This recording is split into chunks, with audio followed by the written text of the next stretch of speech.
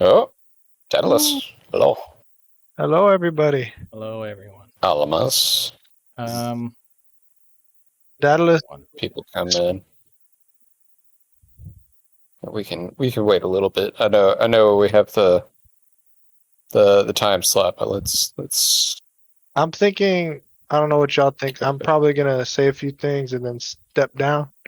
And then Yeah. y'all, So I think we've got a couple of people who don't even know who we are. So uh, we can introduce ourselves and then hand it over to Aaron once we're done.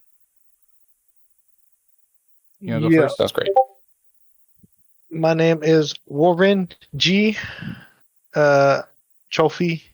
I make the games. And that's it. Make the games.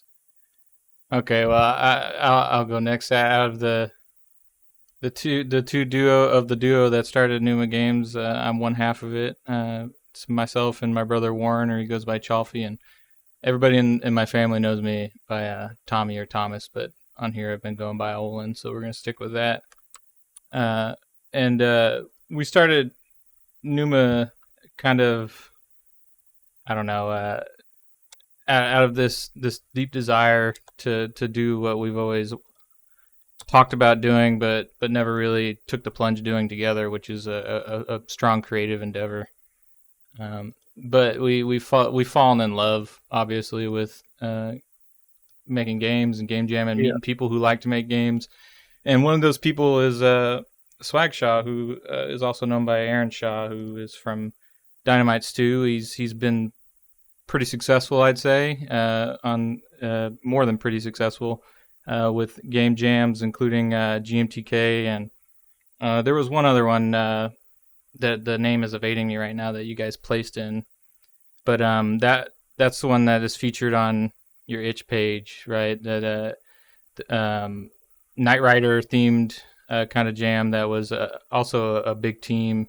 And what from I can gather, most of the jams you do, you have a pretty big team, which is not an easy thing to do from my perspective, trying to do it myself. So I thought it would be great.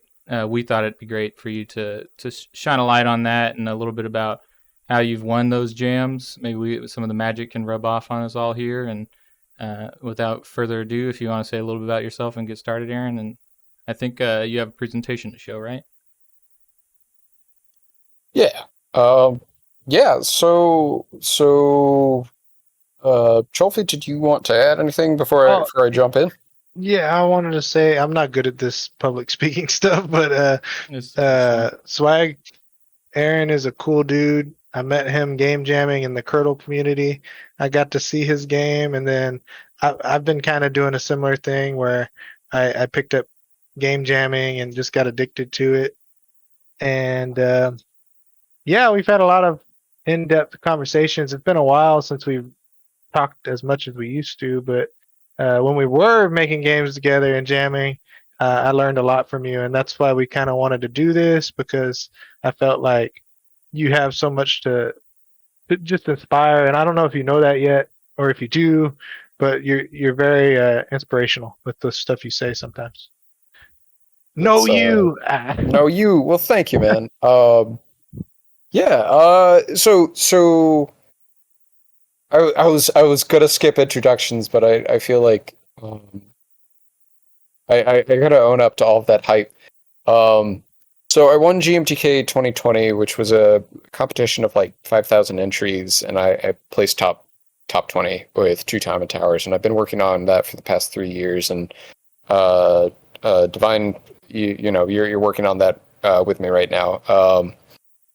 Uh, and then I won 3 competitions on Game Jolt. It was Together Jam, Spoopy Jam, and uh, Party Jam. Um, and 2 of them were an online multiplayer, and one of them was having access to the IP of Knight Rider and Airwolf, which are like old Universal Studio properties. Uh, and I've been very fortunate to know the people that I know. Spooter, what's up? again, I don't think I don't know if I own up to all of the hype that I'm given, but I'm incredibly fortunate to have worked with the people that I have, because without them, I couldn't have done it. To jump into it, I do think there's a little bit of a formula when it comes down to like actually making money off of jams. What I'm going to try to do is I'm going to try to be really quick about my information, jump into some examples, and then answer as many questions as possible.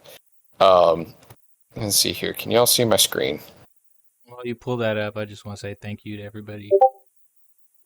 And while you pull that up, I want to say thanks to everybody who's shown up to listen to you speak. And to me, it is comforting to know that even somebody like you has some imposter syndrome. So thank you for being here. Yeah, man. And moreover, to just speak on Trophy and Olin, I've known, as Trophy said, I've known him for a little while, and Olin, you two are brothers, and both of you have a lot of good energy to you, and I know for a fact that you want to make games and that you make games, and that's where all of this starts. So again, to really just jump into this, can you make money with jams? Yes and no.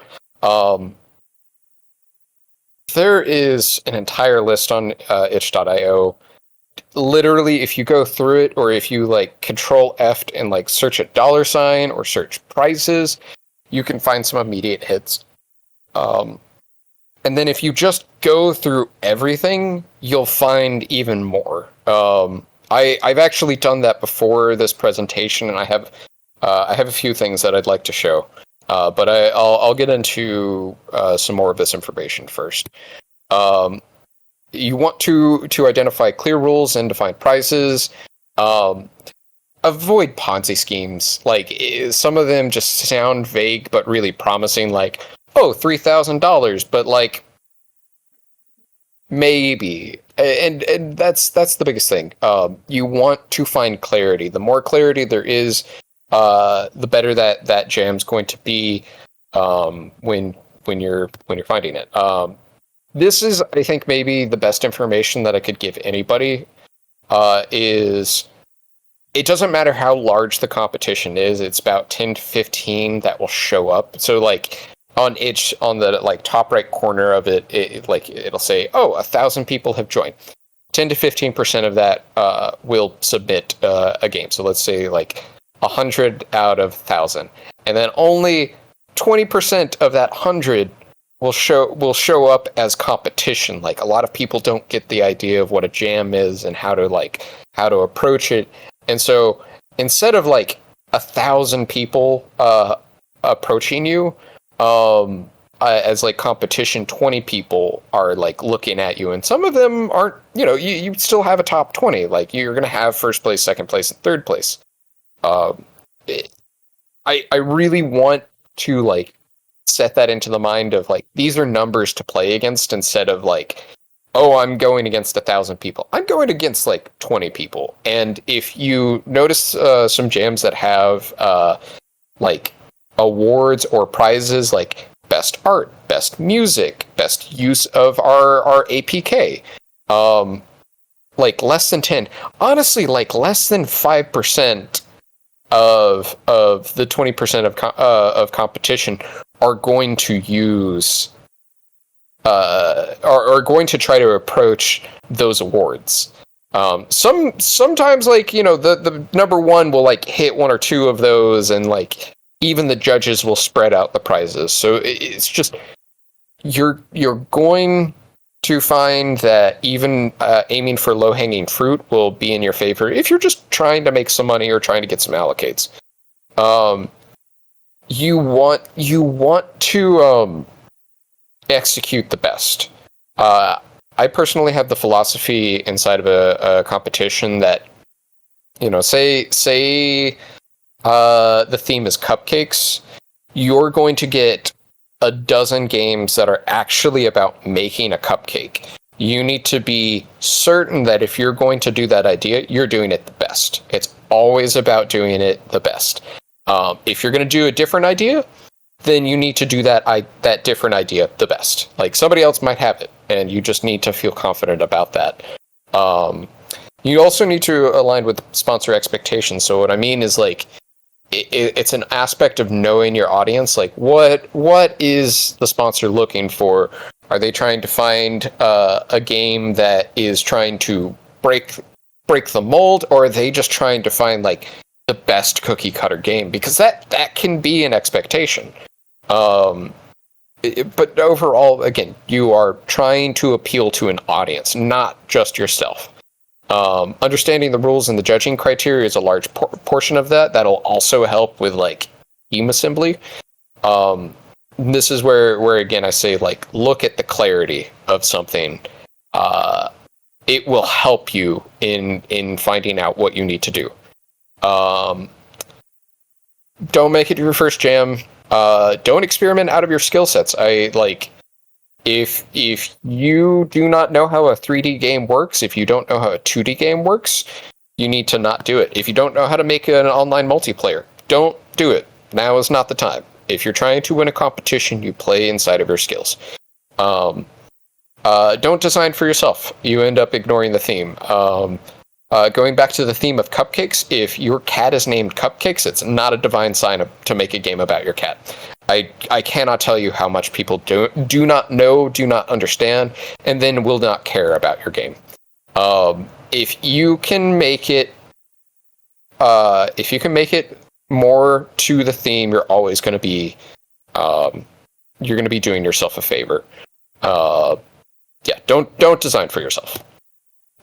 Forming a winning team. Having a unified vision. When I say this, I mean like you need to talk to everybody inside of the team if you're, say, producing or directing.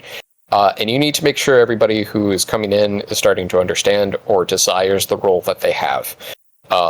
Sometimes you're going to find new dynamics when you start working with a team. You see that somebody has a new skill set. Talk to them. Understand that they want to do that or they don't want to do that. I have known people who are amazing artists who have told me, do not let me do art inside of this. So I don't expect them to do art. I try to get them to do something else that they're good at. If they are not fit for the project, that's where, that's another layer of communication. So long as you know the key roles inside of game development, you're going to be on the good side. I try to avoid having people double up on roles. I do director and producer when I'm running a game jam, or in most of the things that I do. I often feel myself spread thin, and that's something that you want to try to avoid. You want everybody doing what they do best, and you want them focusing on that so their skill can just make the whole project better. Ensure pivotal roles and scopes. Scope needs are covered. I'll go into that a little bit more with some of the examples, but like there are things like, say you need marketing. You need to make sure that that's covered. It's not like you get the game designer to do marketing. Sometimes you have free time while you're making stuff. Like there's downtime and you can get somebody to double up. Just always make sure that the person that you're doing a role with is good at the role. I vet people for what they're good at, and that's how I think about it. It's kind of all over the place while I'm saying this, but like I understand that there are roles that have to happen, and I try to make sure those boxes are checked, that nobody's feeling doubled up, and that if there's downtime, I can rely on the person who's done with their work to do something if I am doubling up work. Practice with the team before the jam. I like to do pre-jam jams with teams, to be honest. Like if there is at least a week before a jam, I will say, hey, let's try to make something first. Let's get some practice in. Let's see how the pipelines work between each of us. How asking somebody for something will turn out. Like I ask somebody, hey, can you make X, Y, and Z asset, and they only make X and Y. I know that they are able to make those things, but I need to also be able to like gauge how quickly they work, what kind of quality they're producing, how somebody else is working with them. Yeah, that practice with a team. Commitment role dynamics. Your key roles should always be available. You're not always wanting to talk to like the programmer because they're trying to be busy, but like somebody needs to know what's going on. And most of the time, it's the director or the producer. But a lead's gonna know because they're in the weeds.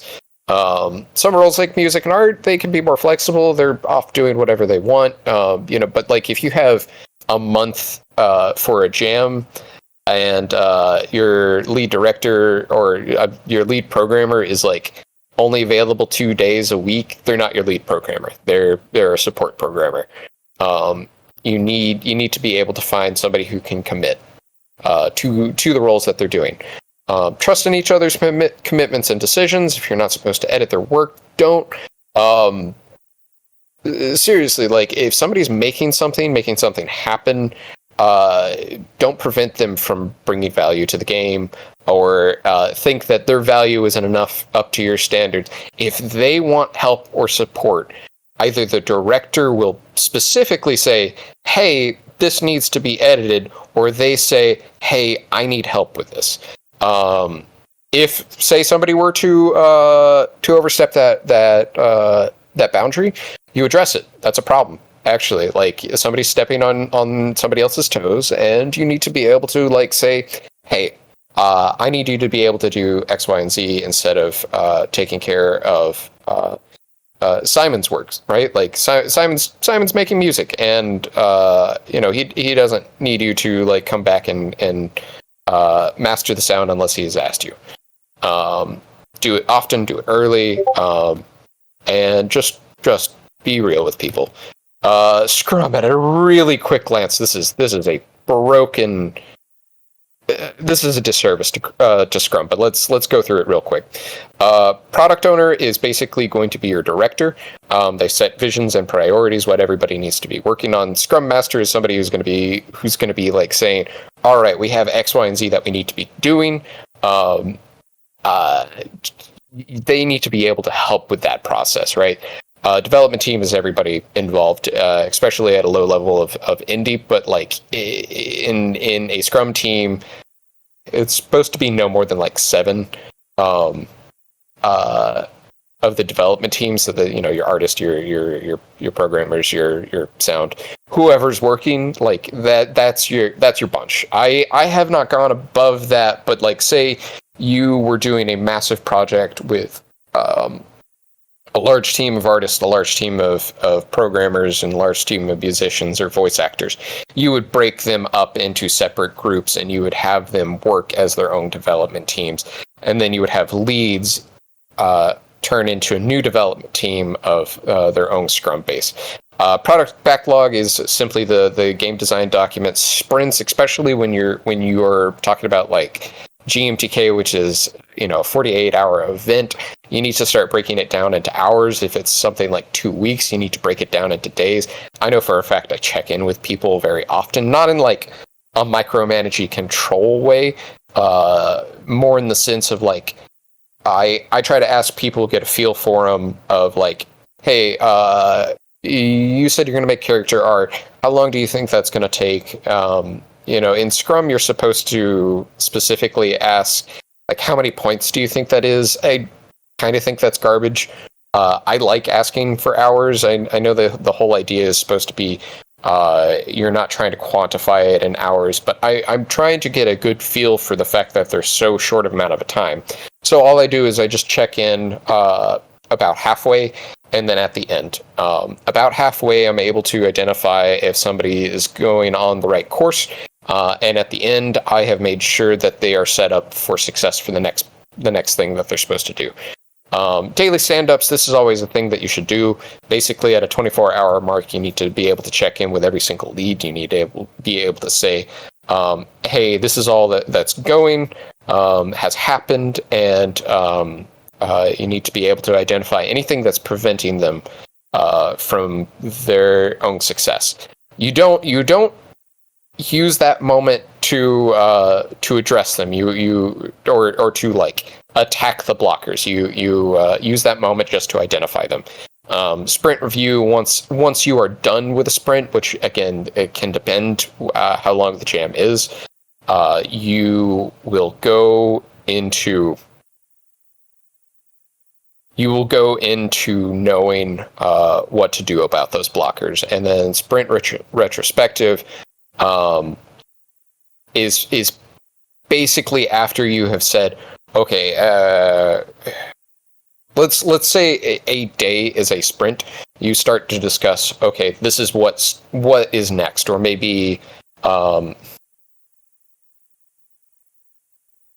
say for a 2-week jam or a 3-week jam, so like a month, I would set sprint retrospectives to be about every half a week.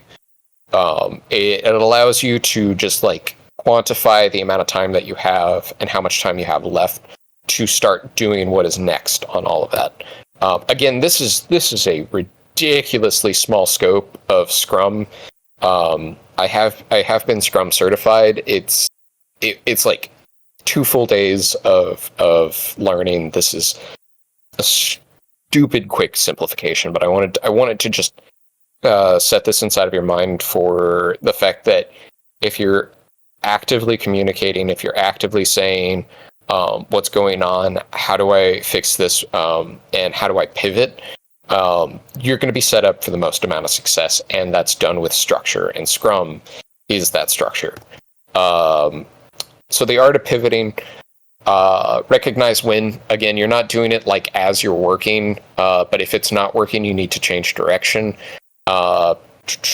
Shift without losing core ideas. So just of reference, when I was working on Knight Rider Arsenal, we had finished. We were planning on making a single game mode, and once we were done with the character controller of that game mode, it was supposed to be a top-down racer demolition derby. Once we finished making that controller, we realized this is not going to be that much fun. And so we had finished making something that would give us a scope of the game. We had already spent a large amount of time. That was probably a half a week mark, if not 2. So like a week. And we had 2 weeks to be able to finish this game. We ended up pivoting to making 3 game modes, and that mode that was already created was one of the game modes that we were able to use. We were able to keep a core idea or even a core element that we had developed without losing work, right? Like you work on something, say you make a bunch of character art, you're not just trying to burn it all at once. Like how do you keep these ideas, these succulent thoughts of work without just saying like let's burn the bridge. Time matters. Again, will the pivot save across time, and always communicate. Like again, we went from making one game mode that we thought was going to be great to being good to making 3 game modes that were good, and together they were great. I basically had to make sure that everybody was informed. It's like adding everybody inside of Discord, jumping into calls one-on-one.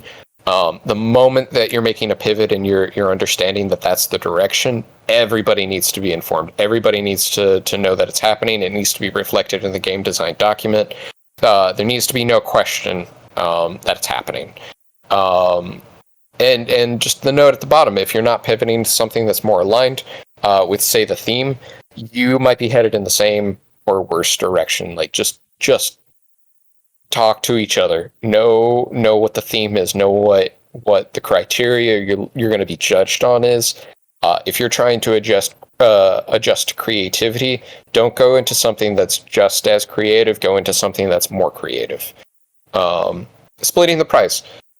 Simply put, you need to describe this with your team before, like, you start the jam. Like, it's so disheartening to see people fight over money. It makes a lot of sense, but like, you're gonna have people who pull a lot more weight. They're going to be your leads, your programmers, and they're going to say, hey, I deserve more because they do. And, you're going to have people who have still committed their time and their resources, and they probably haven't, put a flame to what the leads have done. But if they understood that they were going to get an equal share, then you have to figure something out. And it's really difficult if you just don't do this early and often, right? If you're trying to make a habit of doing jams for money, or if you're trying to build up a studio, I would recommend investing about 50% of winnings. And this is, again, you need to talk with your team about this. Everybody needs to feel comfortable with something like this, but maybe it's 30%, maybe it's 20%, maybe it's a minimum of $100 so you can release on Steam. But you need to reinvest in the studio that you're working with, so you can see continued success. Because it costs money. It costs $100 to put your game on Steam. It costs money to have a logo or a brand. It costs money to print T-shirts. I don't know, right? You need to be able to see your studio start making money, and that's something that I think people can align to. But people might show resistance if it's new to the idea of jamming, just in general making money. Even if you don't know you're going to make money, have this discussion. Post-jam actions. Polish your game up for 2 weeks. That's the maximum. You need to move on from a game no matter what you've done. If it's won, that's a different discussion with your team entirely. But most people that I know or have seen have and in fact, I'm in a pitfall with this with Two Timer Towers. I truly we are going to release the game, but I've also seen jams where we were really excited about something we made. In fact, I've fallen into the pitfall of somebody approached us and was like, "We'd like to have your game on our platform," and we should have just cut off on our polish, and we should have moved on. It's important to polish the game that you made, because you already have ideas that are going to make it better, and you always want a portfolio piece. You should consider publishing to Steam if you've made money, or if you have somebody who is yeah, let's do this. If your game is good, flip the switch on your itch page and start saying, hey, pay $1 to play our game. It'll happen. You'll make a small amount of money, and it'll feel better. Reflect on what went well and what didn't. This is just at the end of it, team dynamics can be difficult. You can have somebody who, again, maybe they didn't communicate their needs or their want for a certain role, and the expectation during the jam is that you stick to your role. So if that went wrong, you need to be able to talk to that. You need to be able to communicate well, hey, we didn't get X, Y, and Z asset or something like that. This is all just what I think are some of the key elements of knowing if you can make money is yes. Knowing the things to look for in your team structure, in jam structures, and just being able to move on afterwards. That's it. That's I tried to make this as quick and as painless as possible. Hopefully there wasn't too much fluff. Hopefully it wasn't too much information, but that is my presentation. I do now have some examples I'd like to go through, and then I can do questions afterwards. So let's go. I think everybody knows this already. This is the jam page. I literally just started searching up prize or the $, like I said at the very beginning, and you can start seeing hey, there's jams that are coming up. I don't think I've refreshed this yet. Yeah. There are jams that are coming up, and if you look even further, this Spooktober 5th Annual Visual Novel Jam, this doesn't have a $, or the word prize in it, But this is one of the best examples, and it's coming up in a day, of a jam that's happening. It's going to be a month long, yes, because it's a spooky jam. Yes, and I'll get into this in a little bit, but this is like one of the best resources that's available, and it's free to just look through it. So here is a bad example. It looks like it has money, right? And it looks fairly clean. You can see like, oh, who are they? Who are our sponsors? And then we get into the prizes and like first place, 25 guaranteed, cap with 50. How does 25 turn into 50 with an increment upgrade of 5? They're doing something with like points. I mean, $50 to begin with, unless if you're doing it solo and it's like a day, that's maybe. But like this is a week, and it's a max of like 25, maybe $50. Don't do this. It looks clean. It looks nice. Maybe for a first time jam. I don't know. It's not for me. Another bad example. A theme is under pressure. The first place submissions are getting like something on Steam or something on itch. Again, don't. This is. It's cute, but it's almost Ponzi. This one I'm pretty sure is on like really on the Ponzi side. Is like you can get as a prize. Where is it? Yeah. You get like a role inside of a Discord server, which is a given. You should get that anyways. And a gift of a game of the winner's choosing or a Robux digital card. Don't do this. Don't do this. Don't join it. Don't do this. Here's another one. This one I thought was decent until I kind of like. Let me double check. It's clear. It has clear components. Yes, this is the thing that's a little iffy. Is it's based off of a game engine that you have to use, which there's nothing wrong with that. It's just you're immediately breaking one of the rules of like work within your skills. You need to practice using this engine instead of it being like day one you're jumping in and it's like, oh, how do I make a character controller? How do I make a background? You don't want to be figuring out an engine while you're jamming. You need to. Thankfully, this is. Oh, I guess it's already ended. But like, if it were coming up, like you would have time to practice on something like this. It has simple prizes, so it's not the worst example. This is maybe on the good pile, but it's also just it's not a lot of money either. It's meh.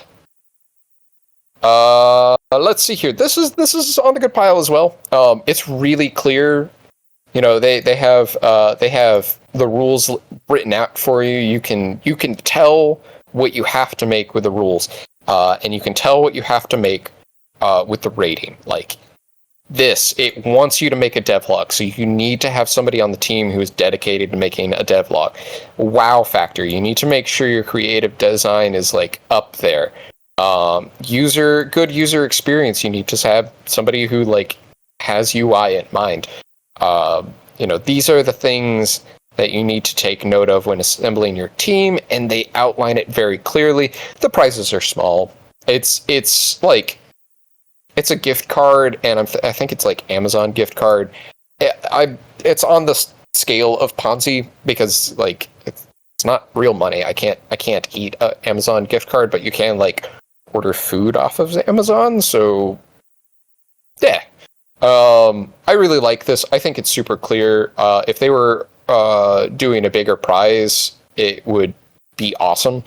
I guess something that I forgot to mention when going through my presentation is a larger prize pool means that you can have a larger team, but also it means that less money is spread throughout everybody.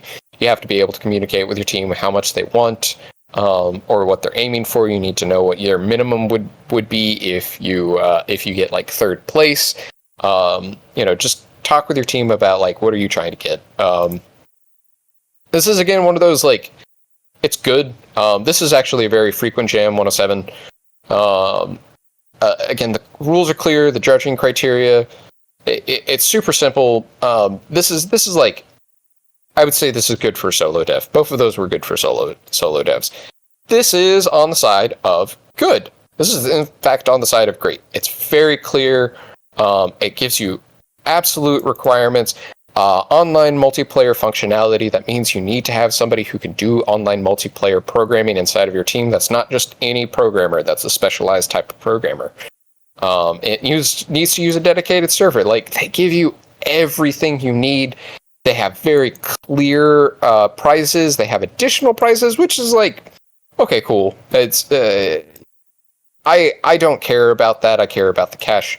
But it's so clear what they want from anyone. They even give you like good instructions on how to submit a game, which is this is top tier. This is the jam that I was talking about early on. This is a 3,000 bounty hunter jam. Only one person submitted a game, a cash prize of $3,000 for each approved game. That's bullshit.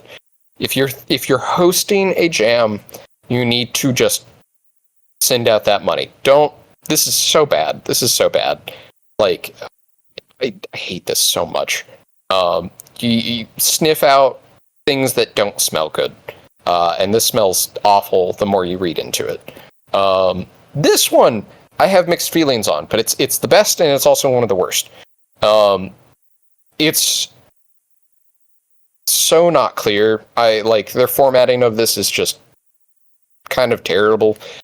If you're a part of this, I'm sorry that I'm speaking so poorly about it, but like, it's an eyesore to read through. They have not formatted it.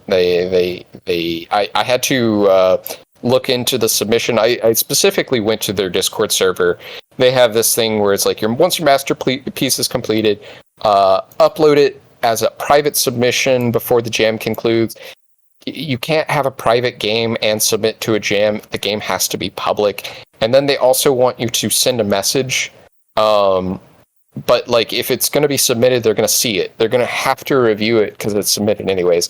They felt very tepid about it. It was like, when I asked them, they ended on, it's optional and we'll edit this, but it's already going on and they haven't edited it.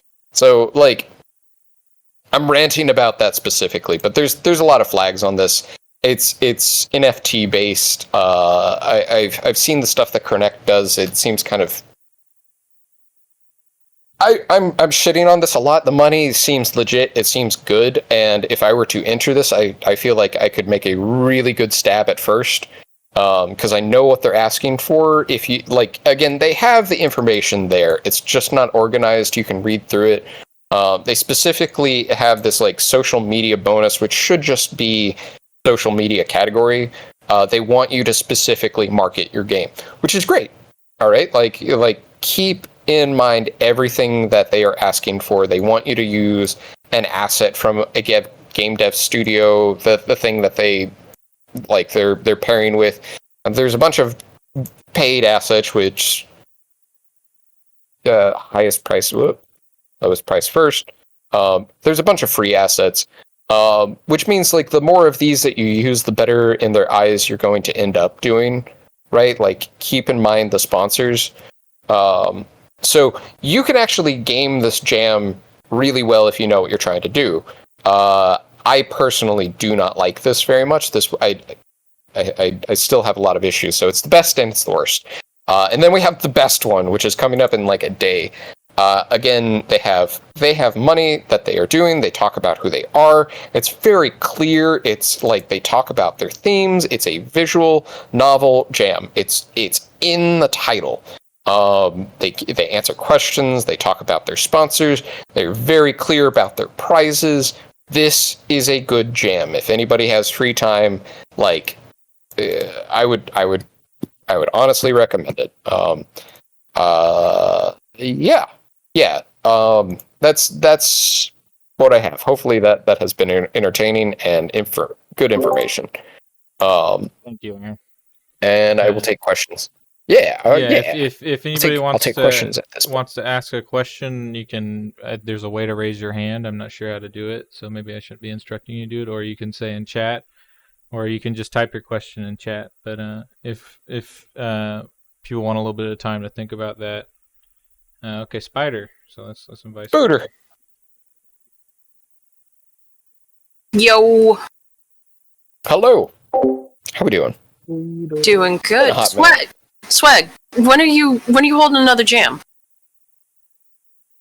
Fartfish is hosting the Boss Rush Jam, I believe, January to February. I should be a part of that. I haven't committed hard though.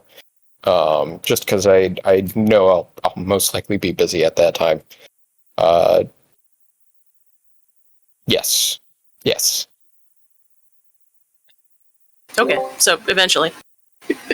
Eventually, yes. I Thank you do for- plan on going back to hosting some jams. Maybe another thing that I will do a presentation on is finding sponsors for jams. But at this time, I am trying to avoid jams like the plague. Fair enough. Thank Yeah. you for the question, Spider. Yep. Let's see. I will say I learned a lot like about the Scrum. I didn't even know that was a thing. I liked how you brought up the searching for the $sign. I wouldn't have even thought of that on on the itch page.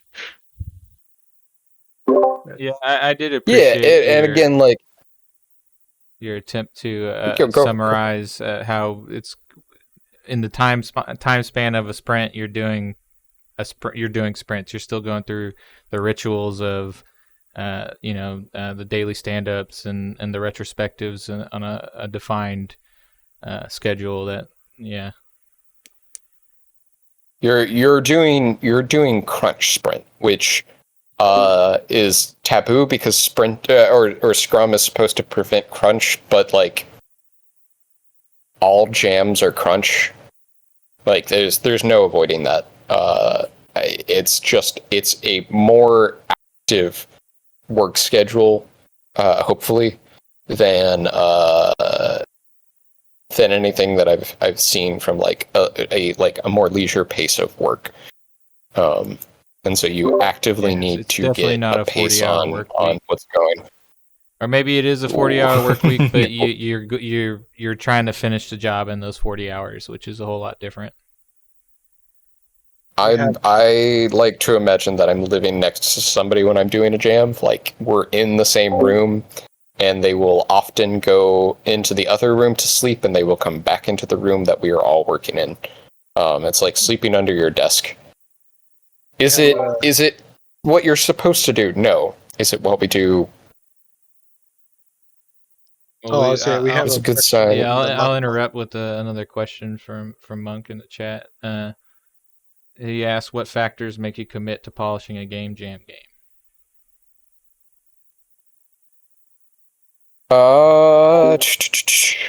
Okay. What is it? Hold on. I think there's always this immediate reaction that a game jam has produced something that you want to polish, but I think it is an important skill to identify. So I'm interested in what you have to say.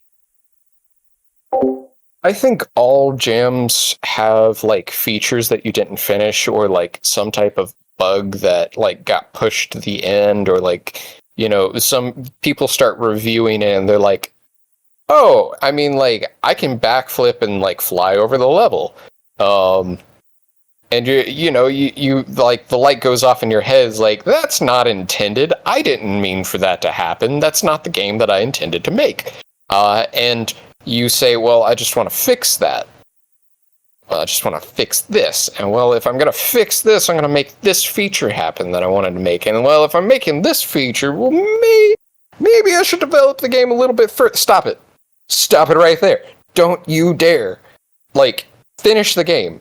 Like, walk away from it. Like, there's yes, you should polish it. You should finish the things that are appropriate to that little box of the jam, that if you had like an extra little bit of time you would know for a fact that it's your portfolio piece. If it's already your portfolio piece, fine. Like, move ahead. Go to your next project. Like, step away from it. That's the issue. Like, the thing that I quote unquote hate about indie devs is like we don't have money on our mind.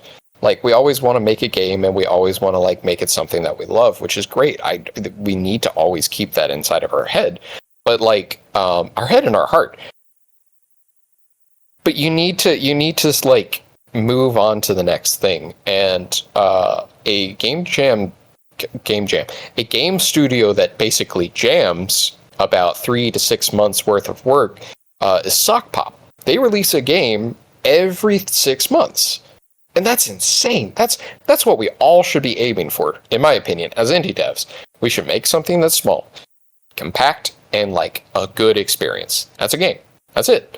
If we want to make something larger, we need to be doing like crazy stuff like marketing. We need to like have everything in the scope of like we're going to be AAA, and we need to immediately start reaching out to publishers. And that's like we're trying to self-publish. Like we're already using itch. We're trying to self-publish. Let's make ourselves self-publish quickly. That's it, like doing jams is part of that. We're making amazing miracles in like the span of 48 hours, 2 weeks, a month. Like, shouldn't we just release that and like ask for money? That's just flip the switch, release it, be happy with it, be done with it, and make money. Make money, all of us. Yeah, I really appreciated when you mentioned that. It's something I've never really thought about. It always feels like it's this daunting thing to take a game jam game and turn it into something that's marketable, like on Steam or another platform. But we're already on a platform. Just flip the switch is a great way to put it, because there's really no excuse if you've made something that's marketable.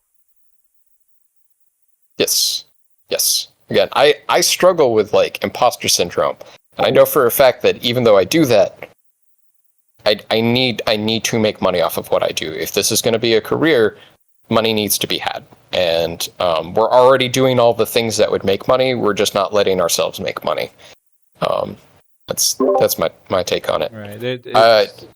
It can feel like jams are a perpetual practice, but I mean, if your practice at your level of skill is good enough for somebody to want to pay for it, let them pay for it.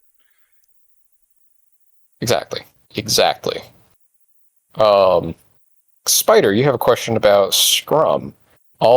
Even in industry, all Scrums are crunch. I'm not a fan. It's just a fancy word for making people do overtime. It's maybe not a question, but I'd like to comment on the comment.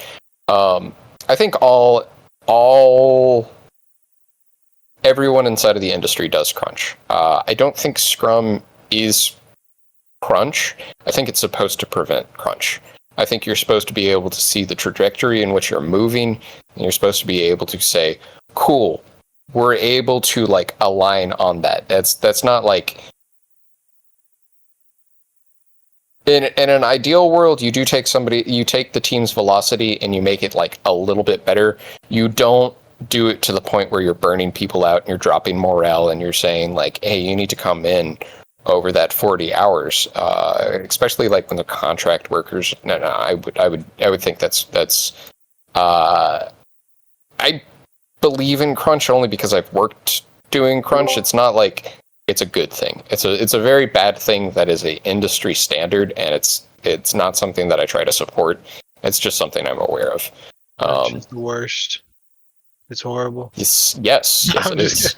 I think that Scrum can, it has its positives and its negatives, and one of the negatives is the fact that it's like you're putting on display every week. This is what I got done, and you can expect more from me next week. Is essentially how it feels, and also maybe the guy next to you worked the same amount of hours you did or the same amount of points you did, but had a much easier time than you. So it's this competitive nature to it that kind of can start to feel a little too pressing. So it definitely is inflexible in some ways. Yeah, I think again the asking more is like in actual Scrum practice you get like about 3-4 sprints.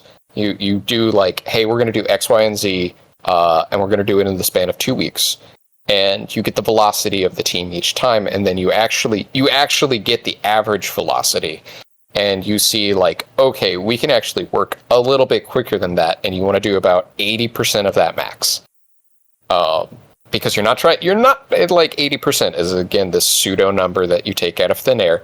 But what you're trying to do is you're trying to get the best velocity possible without killing anybody. You're not trying to make people actively crunch. You're trying to like say, you're trying to ask the questions like, hey, why did we not work at the same pace that we did last week? It's not saying, hey, you're going to work more this week. It's like, what happened? Like there was clearly a blocker. There was something that happened, like maybe somebody's family member passed, or like they were just sad one day, and like you need to be able to talk to the people while that's happening, and being like, you know, like if the morale of the team is down, you need to start like identifying how to bring it back up. Can I bake you a cake? That's actually a solution. Like you need to reward and make people feel happy, and that like Scrum is to identify blockers. And you're hopefully trying to get the best out of everybody and multiplying their ability to work. And Spooter, I am seeing that you are replying, yes, ideals versus reality. My work uses it as a mean to get an infinite growth and just micromanage the shit out of everyone. Yeah, that's sadly a very, very true thing of people that like, you know, they also use a daily stand-up to just like, I'm doing this and this is what's happening, and it's like this is the opportunity to just like you know, say what's going down the road instead of like just stand-ups can be so bad. It needs to be 15 minutes max. I said 10 inside of the slide, but it's like 15 minutes max. Just Street Fighter Snap. Yeah, man, let's do it. Hold up, there was a question back there from Monk. What is a good sign you need to bail on a game jam project? What's the best way to go about that? There's a lot of things. I like being disorganized isn't necessarily a reason to jump ship. I have seen very disorganized projects, and I've been a part of them to help organize them, and I've talked to team leads, and you know, like I come from the producer standpoint. I'm always about structure and velocity to some degree, and like looking at the big picture and being able to say, you know, what can I do to help people work, or like what can I do? The indie side of me is like, what can I do as like maybe an artist, or like I don't know, what can I do to talk to the programmer? If the communication's bad, if the organization's bad, and you start to address those things, like you start to try to address these things, and they don't get fixed, and people are still stepping on each other's toes, get out of there. That's such a huge flag for me. I try not to burn bridges when it comes down to it, although some people are kind of deserving of it, but that's I'm probably a little bit more jaded than most people inside of the industry to say that. You want to thank people for an opportunity.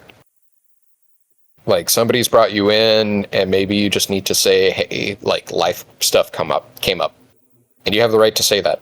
Like your personal life is yours. You always have the right to just be like, something came up, I can't do this anymore. If you want to be more direct about it, you start to address like, hey, I tried to help with X, Y, and Z, or I tried to do this. I tried to address a problem that was happening, and I didn't see that get fixed, and I just need to go.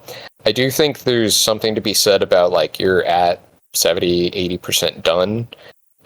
Sometimes, you know, you can quiet quit, and you can like finish up your work, and you can still see that portfolio piece. It just depends. It's definitely one of those it depends answers. You know, everybody to some degree is trying their best. Some people are more open to working with you, and some people think they have it right when they don't. And that's like, trust your gut is some of the best answer that I can give on that. Like, if you really think that it's wrong, if like you're viscerally feeling like nervous about something, you need to talk to somebody, and if it doesn't get fixed, you need to like figure out how to not be there. I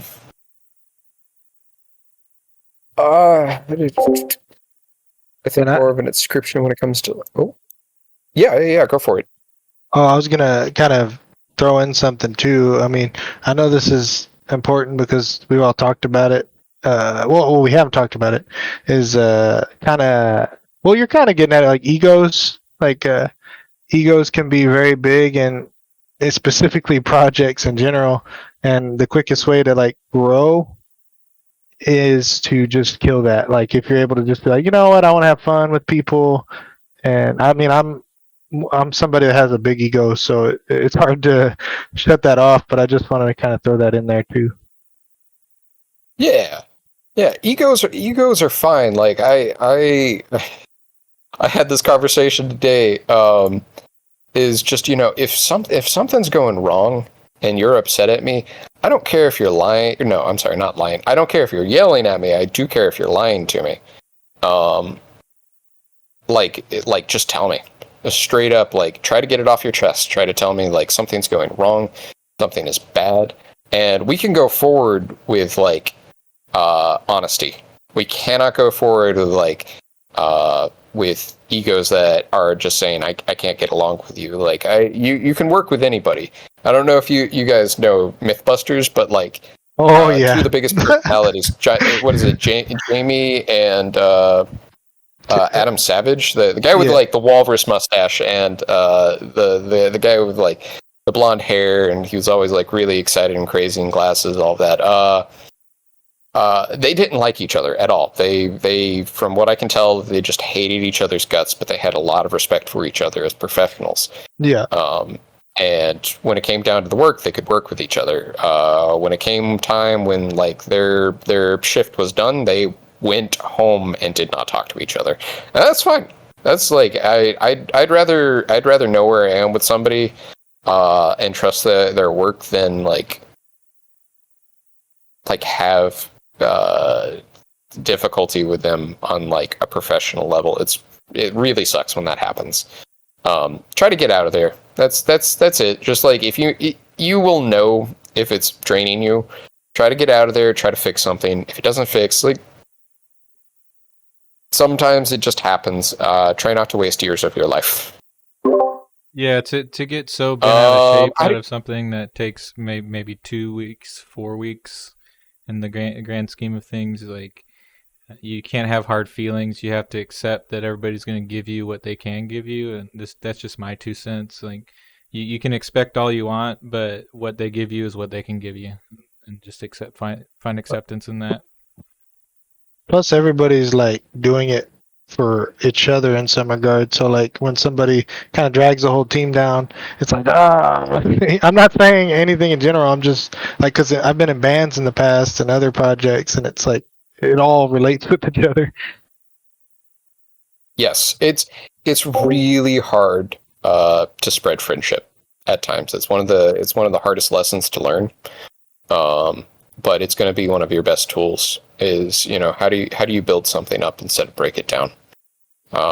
And sometimes people just don't want to give you the tools to work at all, and you just move on. Atlas, I think, has a question. As someone still in college and not entry level yet, but has a ton of game ideas, what do you think about turning those ideas into game jam submissions to test their design to see if they're viable at release scale? Not in a competition when you're trying to make money. I do think when you're just like doing a jam for the sake of doing a jam, it doesn't have it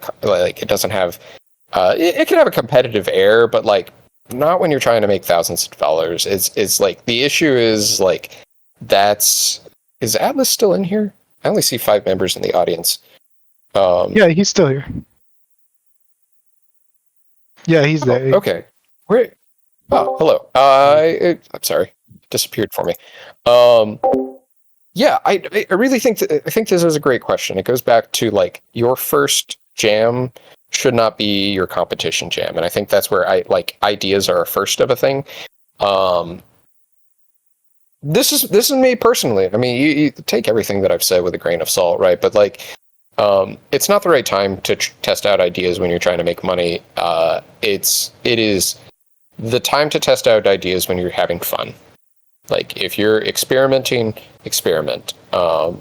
If you're just joining a jam to like say, hey, I'm joining a jam, I want to experiment, that's fine.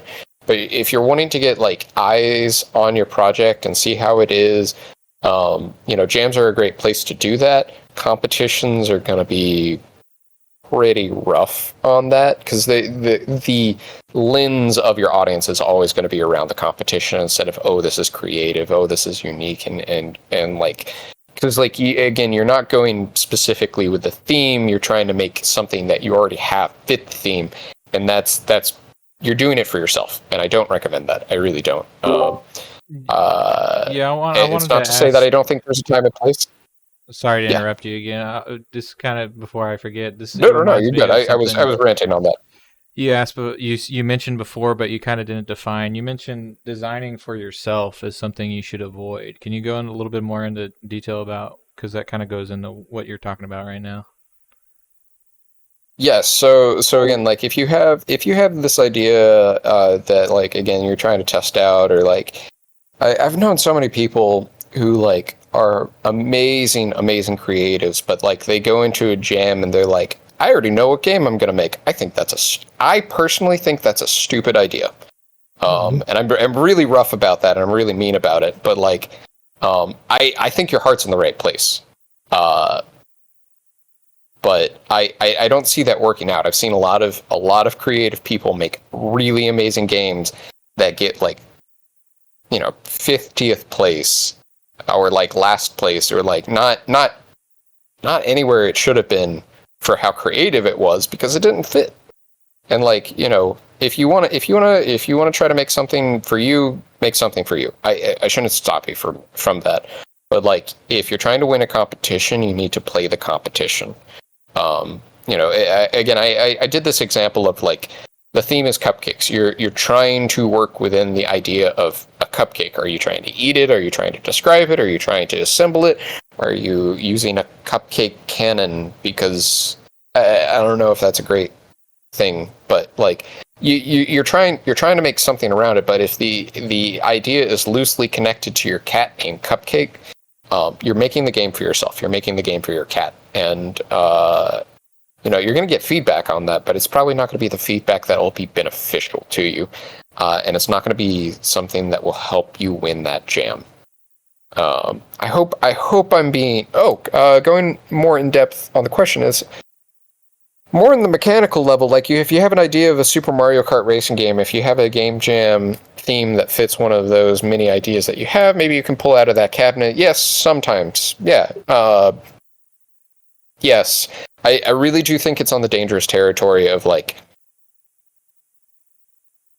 I'll give two lenses on this. I actually decide a lot of things before I even go into a jam. I've decided that I was going to do an online multiplayer for a jam for GMTK 2021. I knew I was going to make an online multiplayer with as many people as possible. I was making that game for myself and for the people around me. We ended up making an online multiplayer in 2 days, and it was visually really good. We got like 32nd place out of, again, like 5,000 entries on presentation, not on top. We got like in the hundreds for our overall.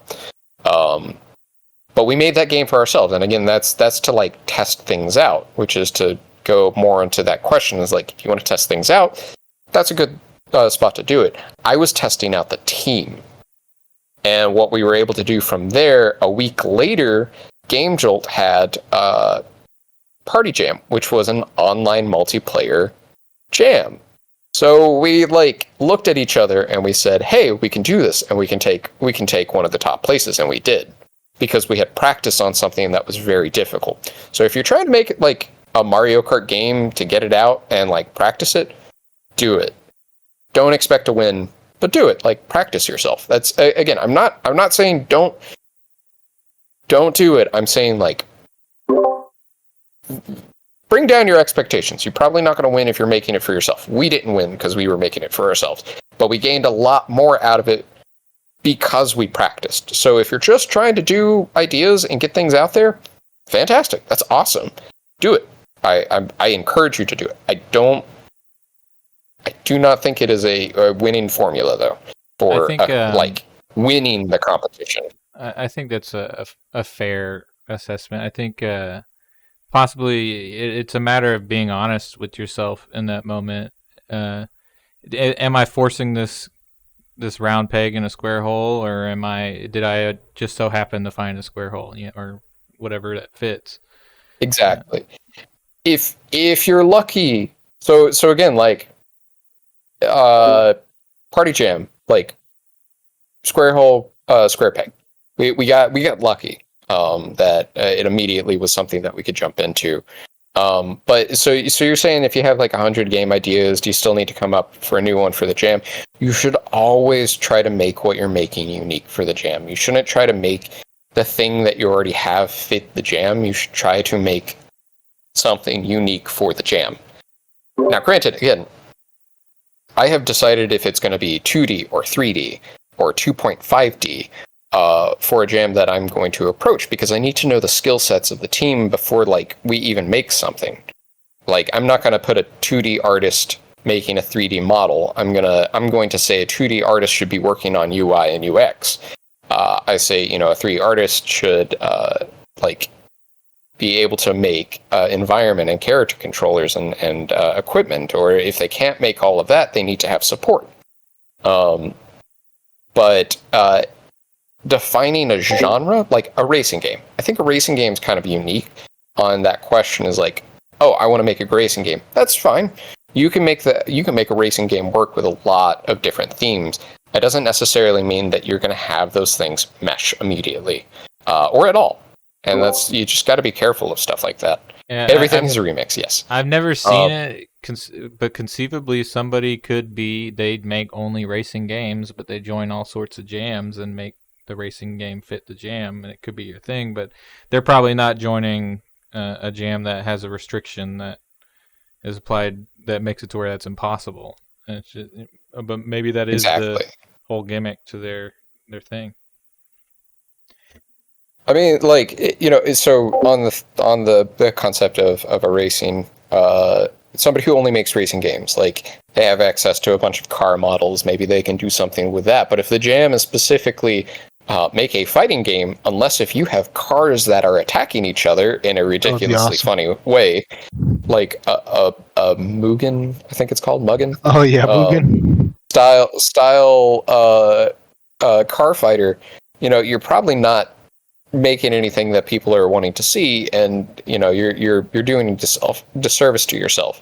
Much like a 2D artist is probably not going to be trying to, or a 2D team, moreover, is not going to be like approaching a 3D jam, or vice versa. A 3D jam is not going to be doing 2D stuff.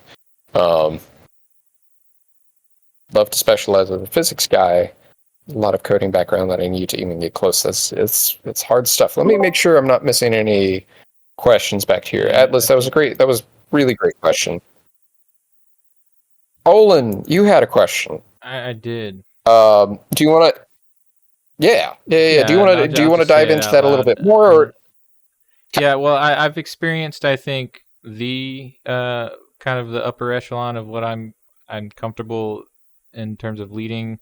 But how do you recognize maybe that a team for a game jam is getting too big? I don't think. I mean, again, I had like a team of 10, 12 for GMTK 2021, where I made Short Fuse an online multiplayer in 2 days. It's an insane endeavor. It's an insane amount of people. And it's an insanely small amount of time to do it. I don't think it's impossible at any level. You need to have organization at every single step. You need to have people who are making decisions. And when it comes down to a team, you need to figure out, like, or rather, when it comes down to roles, like you have 4 or 5 artists, you need them talking to each other. You need somebody who's like deciding the art direction and like stepping in and saying, "Hey, that doesn't really match our art direction."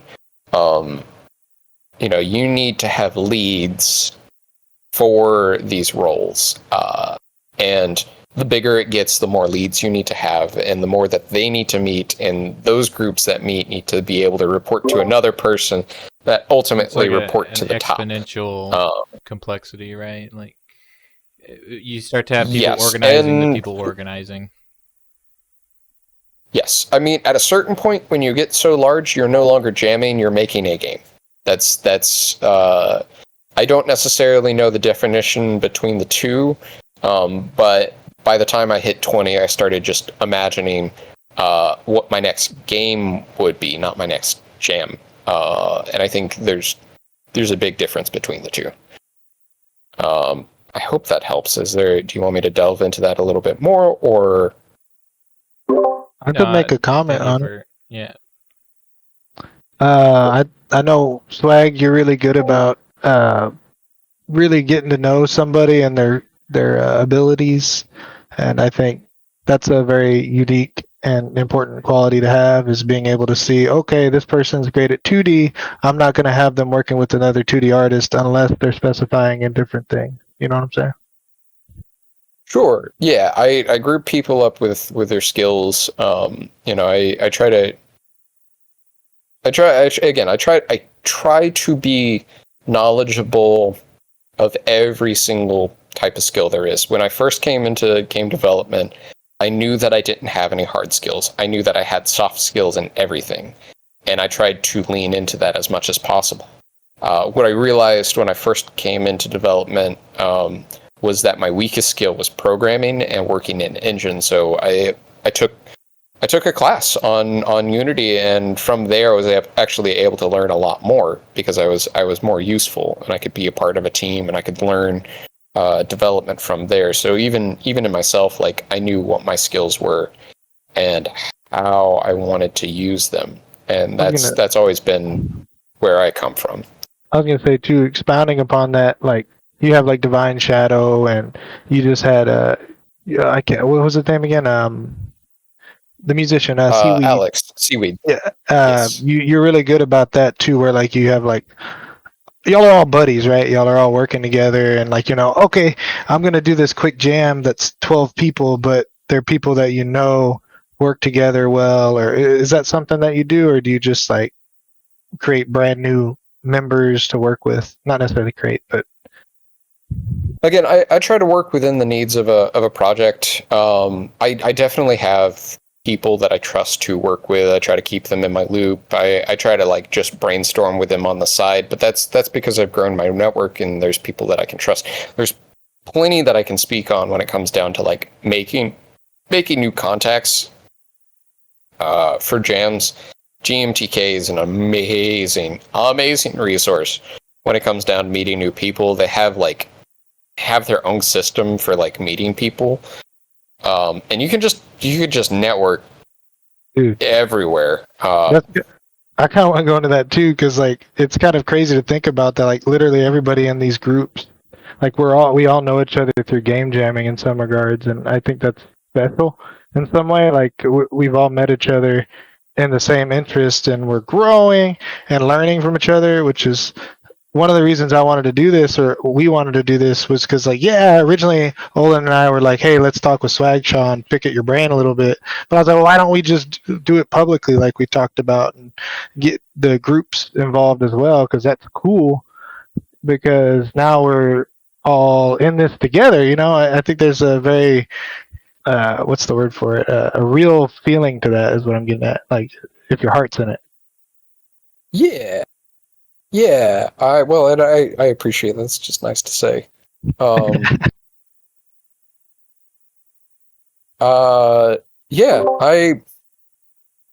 I mean, I can speak more. I'd love to probably do another one of these, but Yeah. I wanted to interrupt real quick just so I can plug you again one more time. If you haven't wishlist Two Time and Towers on Steam, I posted the link, I think, over in general. So it would be greatly appreciated if you guys go do that. And you won't regret it too when the game comes out. And also there's the demo on itch that will prove it to you. Yeah. Yeah. Yeah, and if anybody else is interested in any particular topic or anything like that, hearing a discussion on something, don't be afraid to post about it. Ask one of us personally if you don't want to be out there. Yeah. Well, we hope to do more in the So future. We were bantering before this started, and I had jokingly said, "Is it too ambitious to put series at the front of this?" Because I really hope that it's something we can do in the future again. also, Swagshaw Aaron has his own Discord group. I wish I were more active in it. I have too many Discord groups, but you should all check it out. I think I can post that up. Talking about the 2 Time Tower one? Yes. Fantastic. Dynamite Stew is just the studio one. Oh, yes. Thank you again, Swag, for taking the time out of your busy schedule to do this. Yeah. And Yes. If anybody has in the more audience. questions, I mean, like, yeah, thank you all for taking the time of your day, listen, talk to me. Definitely reach out if you have any more questions. Spider, I don't know when I'm streaming again. Maybe soon. I know. There's like a couple of new members inside of 2 Time Towers that I make a robot for, and that's normally when I stream.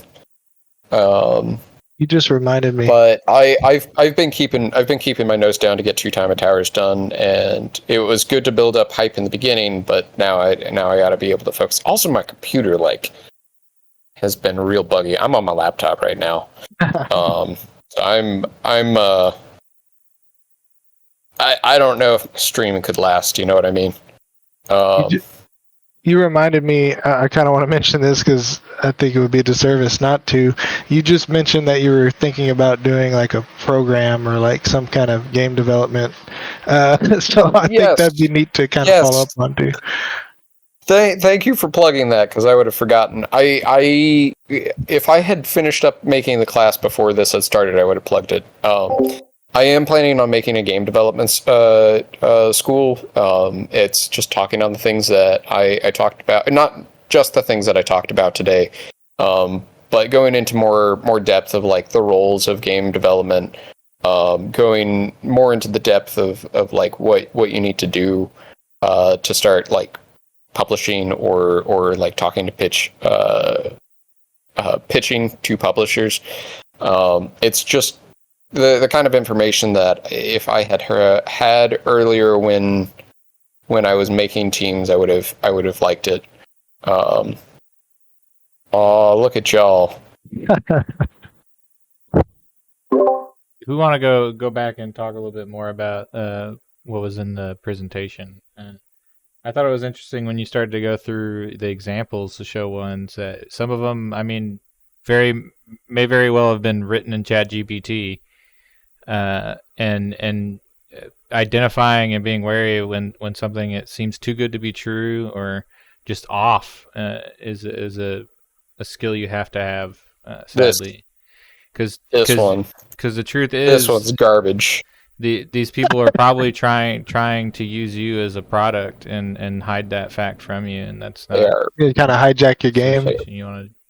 Yeah, that one that asked you to DM them the private game. I was like, that's what are they trying to protect the IP or something? Like, it's odd that they had that restriction. I talked to them about it again. They want you to submit it, but like, you know, I think you saying like maybe this was written in ChatGPT is very, very, very plausible. But also like, again, it's a very NFT thing. If you like look at their information again, I think this jam is approachable. I think they have all the information there of like what you're supposed to do to win, but there's something very scummy about it at the exact same time. So like, how willing are you?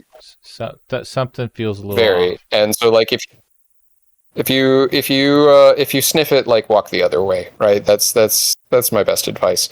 But it's like, this is approachable. This is awesome. This is happening in the next day. If you got people you already work with, you know what you're doing.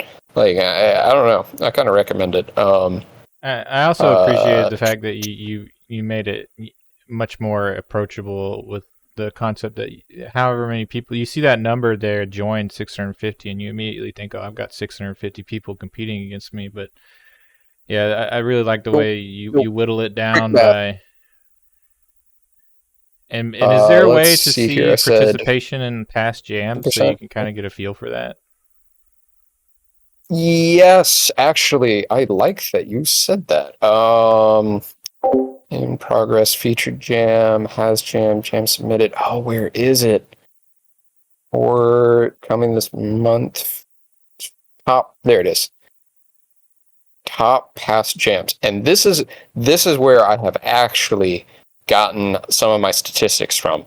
Is again, you get 23,000 Show us the one and you then want, like 2020 GMTK 2020. yeah, Can we look at 2020. the stats for that? Okay, so yeah. So look at this. 18,000 joined, 5,000 submissions. So what is it? 5,000 divided by 18. Actually, GMTK is its own beast. No, 27% is not terrible. Still not terrible. Again, you're boiling that number down, but it's on average 25 is the max amount of percent. So let's still go into that. 5,000 times 27, right? That's a lot. That's a lot. And GMTK is like the top 20. GMTK is maybe not the competition to like say. Tell you what.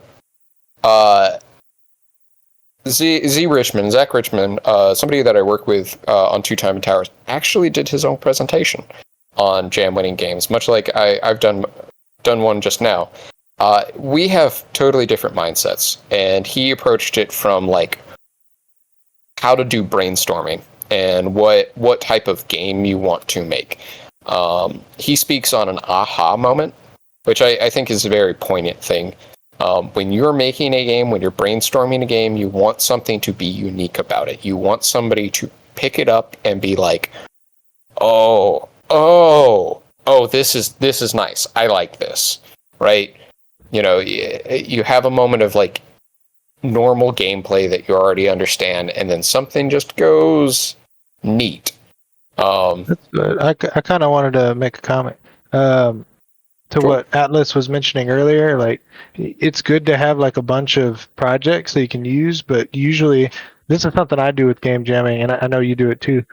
I like to flex that creative muscle where like you're using critical thinking, because that's my favorite part of the jam is where like everybody comes together and you're like, let's do something different, but not too different. And I think that's important as well. And It's it's like, fair to say that the longer you do it, the more comfortable you become, the more you're going to have kind of your toolkit that you can draw on to. Those are your strengths that you're playing to. That's exactly what you're talking about earlier. You don't have to really conceptualize them as ideas in your head, but it's like I'm good at making games like this, and it fits in this 'cause, like- category. Why would I not do that? because like everybody can come up with their own ideas alone, right? But when you bring everybody together, that's like 8 people coming together with an idea, which is way more synergy. It's like you build something better, if is what I'm trying to get at, or what we're trying to get at. Yeah. I want to do. I think One Atlas, more. that's a tale as old as time when it comes to creative works. There's sort of the approach of school, and then the approach of apprenticeships, where you can be mentored by somebody, have more personal attention from them to help you on your journey, and if that's the type of person you are, and also there's something to be said about if you've invested in a course or whatever, but I can't speak on those classes that you're talking about. Mentorships Yeah. are the best. I think there's something about we're just trying to make money. I cannot say what information I'd provide inside of a game dev course would be good. I do know that I would try to charge to make money for it. But also this information is publicly available, which is you need to be able to trust whoever you're buying from. Like, hey, is this something that I want? Hey, is this something that I need? And is it valuable? And hopefully, is there a refund if it's not? But yeah, I've spent money like $1,000 for a game dev course that was beneficial, but like Yeah, you probably in could this go to day and college age, for there's it. a lot of stuff available online. There'll be people who argue with you up and down why school's not important anymore and it's going away, but there's also a reason why school's still around and why it's around in so many different forms. Things work for some people and not for others. So I'll tell you what, that piece of paper that people like shit on a bunch when it comes down to college, and I personally do not like public schools, but it means something, especially inside of the game dev industry. A computer science degree, you'll get job offers. You really will. You get looked at instead of being put inside of the shredder immediately. Now, granted, you want to have experience in your portfolio, but it puts you higher. It really does. it at the very minimum Adults need shows you at least are a decent enough person to be around that you can make it through whatever the requirements were for that. I mean, that might not be said for an online course, but at least you can check the boxes of getting deliverables done. So which is a bare minimum at a lot of places. Yep. Yeah. I mean, you show up to a place for 4 years, you turn in work, and you were graded on that work, and you eventually got the okay that you did all of that. That means something. And like at the end of the day, you could probably do that on your own time and not having to pay for somebody. But if you do it, if you learn something along the way, then that's I have a lot of respect for people that accomplish, public education and college education. It's great. It's not for me, but it means something inside of our industry, and it means something to do that kind of work to begin with. Cholfi, you're asking a question. Game Dev Conference. Yes. Game Developers Conference, GDC. I think the talk bears are phenomenal. I often have them in the background on my YouTube. I have considered going to it. I went to PAX last year. They're not the same thing, but I think it's a networking opportunity. Where's GDC take place? I think it's Mostly San Francisco, California, Okay. yes, most of the time. Yes. Yeah, conferences are great when you're in like a Uh, location where they're accessible to you. Sadly, I've never that means, been to a conference, which is why I'm curious about the question. Like PAX and GDC, I've always wanted to go. I haven't been as into it, and I was just curious if Mhm. Swagshaw, if you like breathe that or something. That's what I'm getting at. I want to go to GDC. I think, as developers, a goal that we should have is to have our games at GDC. Much like we want to have our games at PAX. I think it's fine. I think it's a conference. I think it costs money. Much like how you say that $1,000 is a college education, $1,000 is a ticket to GDC. You need to be able to see how important it is inside of your budget as well as where you're at. Yeah, I drink the punch on it, sure, but like right now I don't need to. Well, I know a lot of. maybe one day we can all go to some convention together or something. That would be cool. Yeah, that's a absolutely. fair point. I know. About university or school is you're dealing with professionals, so you get used to dealing with professionals. They like the fact that you've been kind of on training wheels for the past couple of years at least when you're looking for a job.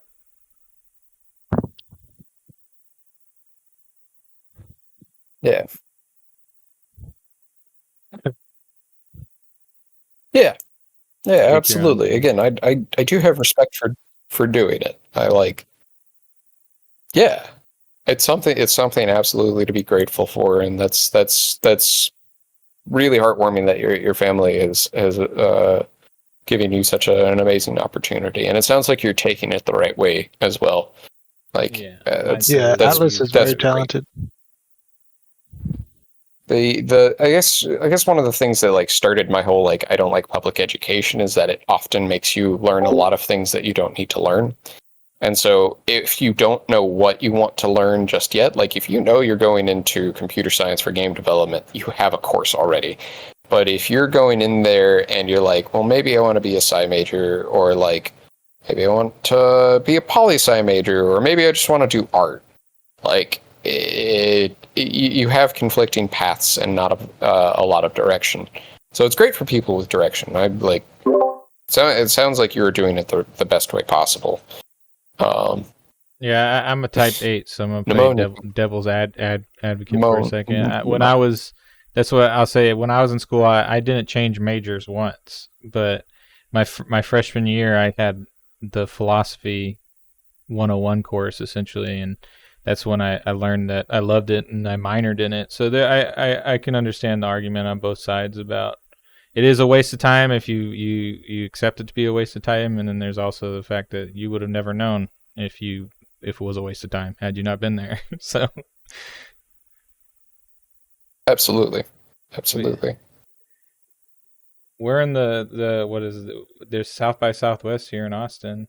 We can at least Yeah, and there's also PAC South. I think they did Yes, it San Antonio. That happened recently. Oh, I didn't know that. I don't know if they're PAX had doing moved it since COVID and everything, but let me. That might have been what I heard. Yeah, I remember they know stopped they're in doing a lot more Texas. packs these days. Yeah, they might come back. Who knows? Might not. Might not. I know the boys. PAX assembly crew is like a tight knit community. I got to see a little bit of that while I was there. Is like the people that run it are good people, and they keep it that way, and that's really awesome. Something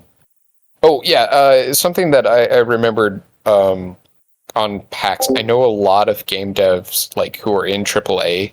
They go to PAX, they don't go. Like they go to Seattle and they don't go to the convention, and they like talk in little bubbles outside of the convention. that's the it's thing like with a time South by to assemble Southwest as well. Yeah, it permeates into the ethos. So you Yes.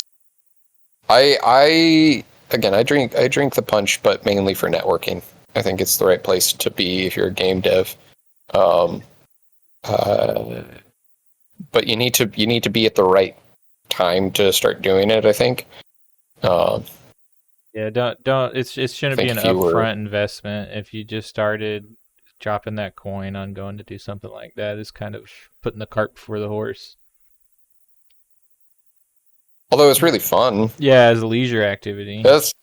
I'll put that out there. It's definitely like on leisure and like luxury hobby. Like you just want to see a bunch of games and see a bunch of talks. It's like cool, nice. But also they got everything on YouTube. So if you're wanting to go there for information, like just go to YouTube. If you just decide to do that instead of buying a concert ticket, I mean, all the power to you. It's better for your career probably. But I mean, that's one of my favorite things about conventions is how quickly you just make friends and just grow. You have no idea who you'll meet either. Yeah. It could be you could be standing in line behind Gabe Newell or something. You just don't know. Yeah. I appreciate the talk and all the questions from everybody, but I'm gonna have to head out here in a second. This has been a lot of fun. Again, I hope I can. I'd like to maybe do this again one day. Yeah. Yeah, we can make this a thing. Maybe let's talk a little bit more, guys. Yeah, we'll talk to you in private about it. The swagster swags again. Everybody, thank you for showing up. It's good to see some familiar faces, and I hope y'all have a nice day. Bye. Thank you, Swag.